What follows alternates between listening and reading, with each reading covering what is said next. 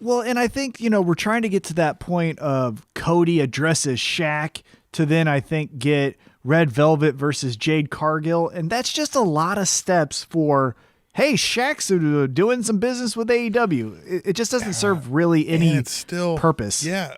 And I know like the Brandi Rhodes thing really threw all of that into a halt. And then we had to come up with this Red Velvet, but they're not going to connect with enough people to make us care about that. Like, it makes sense when it's Brandi Rhodes and she's mad. You're talking to my husband and here's, Shaq, why are you even, like, get out of here? You just want to be, you can't never be in the damn spotlight. Like, that's so damn thing. Like, you have to be the biggest star on TNT or whatever. You know what I mean? Like, get the hell out of here, right? Like, that makes sense. But now this Red Velvet, who's never until then had a connection to this Nightmare family, you know what I mean? Like, I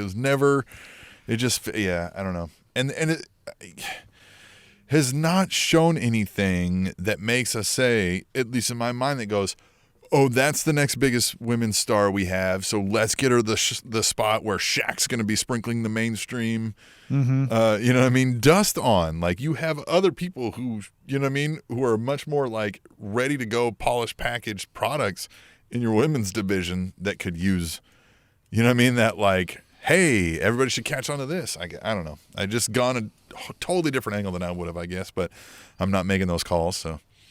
Yeah, neither am I. I get that we want Shaq because Shaq brings the TNT audience maybe from. That's still a great call.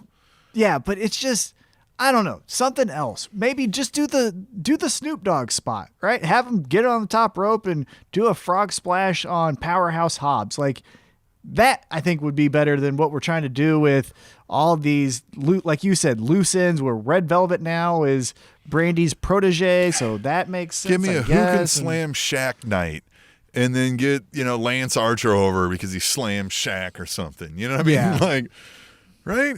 I agree. You can take a flat back Shaq. You know what I mean? Flat back Shaq.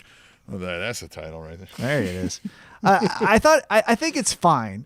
And I don't hate it. It's just, for as good as AEW has been and they're on fire right now, this kind of seems like a slight misstep. But let's move on.